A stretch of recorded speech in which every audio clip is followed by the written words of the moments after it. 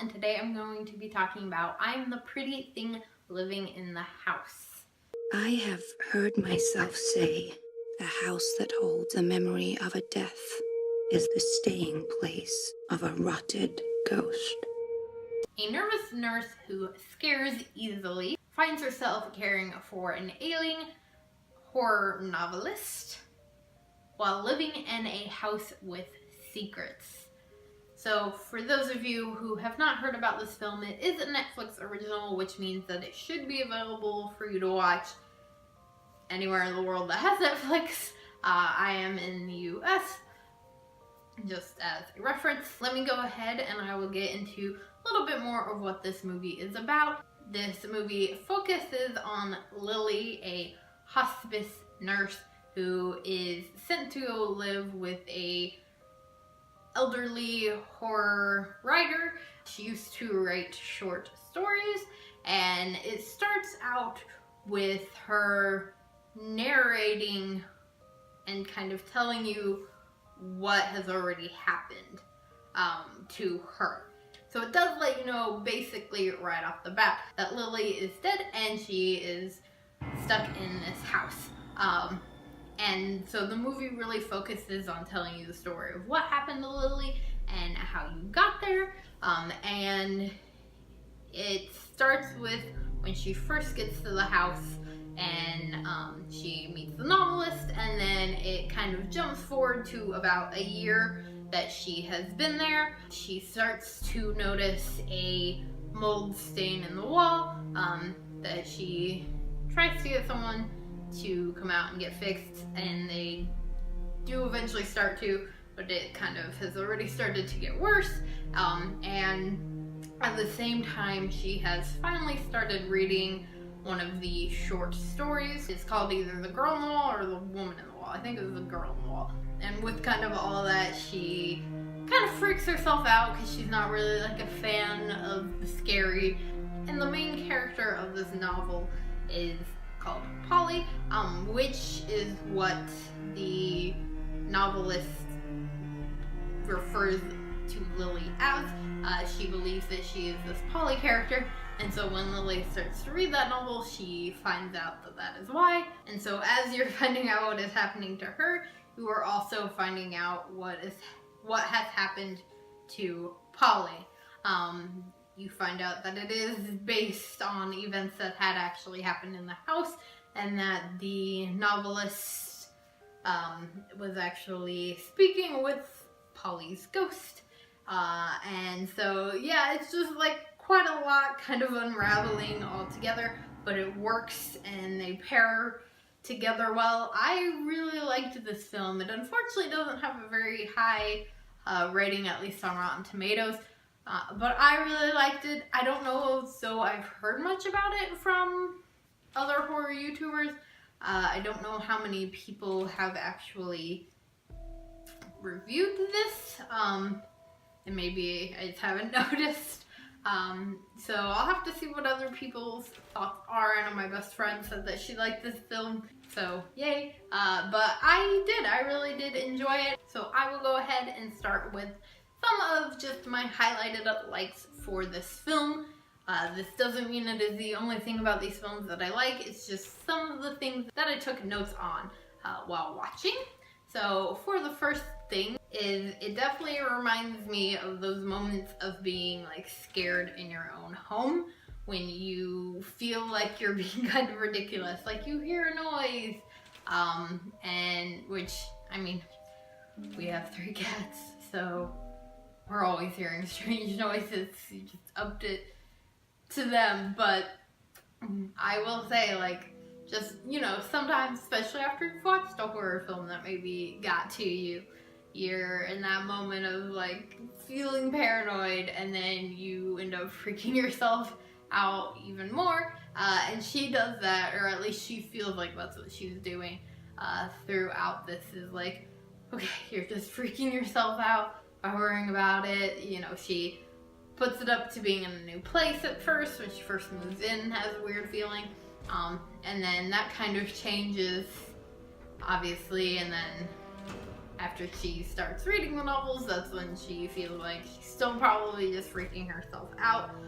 It's not until basically her last moments that she realizes, like, oh, it wasn't just me, it was the house. And the acting, there's a minimal amount of characters in this, which I really, really enjoyed. I liked that you really only kind of focused on, I mean, you do kind of focus on these three characters of Lily, Polly, and the novelist. Her name is Mrs. Bloom. Should start calling her that. But you do focus on those three characters, but Lily really is a main focus point of this. And I like that it was minimal amount of characters, minimal amount of actors, and I thought that the ones that were there did a really good job, especially the Lily character. So those were just my main highlights for the film. Again, that doesn't mean that it is the only thing I liked. Those were just my big main highlights for it. So I'm gonna go ahead and get into the things that I disliked. And this list may be a little bit longer, possibly, but that's just because those are just, again, the things that I noticed. And these weren't really anything that necessarily ruined the film for me by any means. They were just some slight stuff. So the first main thing for me that really kind of annoyed, that was really kind of like a heavy dislike for this film, again, didn't ruin it for me, but just kind of annoyed me, was I felt like the inaccuracy as far as hospice care goes. I did do a little bit of research. Obviously, I'm not an expert. I'm not a hospice nurse. If any of you have any knowledge about it, I was going to say experience, but that wouldn't make any sense. I mean, you can feel free to politely correct me in the comments, but from the research that I gathered, hospice really is focused on those last days. Standardly, if you have a hospice nurse come to your house, it's not like a full-length thing. It's not even like a 24-hour thing. They will usually come by a couple times a week just to spend time with you, check in, all of that stuff. They're not standardly like a at-home type of nurse. That would be, you know, a different type of nurse that you would have that's there 24 hours. And they standardly would not be there for, you know, over a year. You know, the average stay could be maybe like 22 days. That's not to obviously say that it couldn't be more, but just in general, when people actually stay at hospice, it is not for long. And so that was kind of my big thing is, you know, I get that having her be labeled as like a hospice nurse puts kind of the, I guess, I don't want to say urgency on how sick this woman is, but just kind of piles it on, so you feel like, oh yeah, she's really sick, which, I mean, you can tell that she's, you know, she thinks Lily is this Polly, so she's obviously like not all there mentally, unfortunately. It is mentioned at one point that health-wise, she's pretty alright. So I just felt like that was kind of, you know, strayed a little bit away from the facts. She could have just been called like an in-home nurse. That would have made more sense. Also, she doesn't seem to spend a lot of time with Miss Blum, really at all, which that's what a hospice nurse is supposed to do. Like, they're meant to be there and spend time with them. And the fact that she doesn't really seem to spend any time with her, and it takes her a year to even read one of her novels, like that was that woman's life work. And I feel like if you've been there for a year, and maybe that was her thing, she was like, okay, well, it looks like I'm gonna be here for a while, but still, like, it's very odd. Also the fact that she doesn't seem to handle things very well.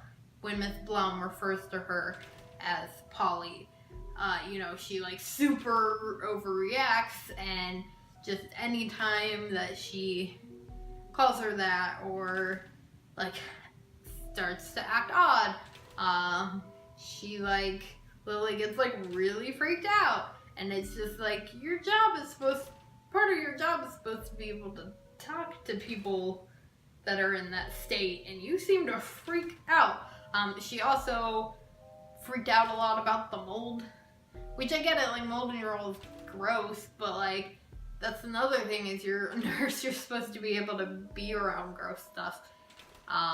Granted, mold's not usually standardly part of the job, I'm sure, but it was just like, you need to learn to handle your shit, like, calm down and spend some freaking time with this lady. And just in addition to that mold, is she's freaking out so hardcore about the mold, but then at one point she takes a box out of the attic that has some of Miss Blum's writing in it. Well, she doesn't know that at the time that she pulls the box out, but she pulls this box out and it's got mold, and the stuff inside it has mold. And she's set it on her bed and is like opening it without gloves, without any sort of face mask, just opening it all up. And I'm like, you're supposed to be freaked out by this mold, but you're literally putting it in your room and like breathing it in and touching it. Like, that doesn't make any sense. But those are my main complaints.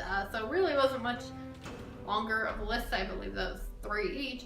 But yeah, those were just my thoughts on this film. Again, I really liked it. I thought it was a really good film. I thought it was beautiful artistically as well. And then that ending. And so this part's gonna be a little bit kind of spoilery. I'll put my little mute icon and then my sound on icon when I'm done. But that ending, Lily's death, I thought that was so perfect. You know, and especially just perfect for her character. Her being literally scared to death by Polly's ghost was amazing. I will say Polly's ghost is a little bit, I felt a little bit kind of odd about that kind of holographic ghost. But I mean, it's fine. Just still love that. I will say, however, though, for the ending, it was a really long ending. I felt like with Lily's death, that's not a spoiler because I already said it, and they say it in the beginning of the movie, I thought that would have been a perfect way to end the film, was just have that happen and have it be ended. I get that they wanted to continue so that you could, you know, understand that she was now stuck in this house, and now she could see Polly, and she could see the younger version of Miss Blum, as Miss Blum passed away as well. But yeah, I just thought that it ran a little bit just too long.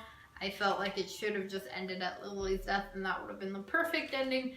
But I understand why they wanted to continue, and I get that it probably does help answer some questions that I'm sure we would probably have if it had ended there, but I still think it would have been a better ending. Anyway, if you've seen this movie, let me know what you thought about it in the comments below. If you did enjoy this review, please do give it a big old thumbs up. Make sure to hit that subscribe button for more horror-related content. And before I go, I want to give a quick shout out to my Patreons. Thank you guys so much for helping to support the channel. A special verbal shout out to John. Thank you for being a tier 5. That is so crazy to me still. Thank you so much. If you guys want to know the perks to being a Patreon, link is in the description below, so you can check that out along with all of my social media. And I'll see you guys later with another video.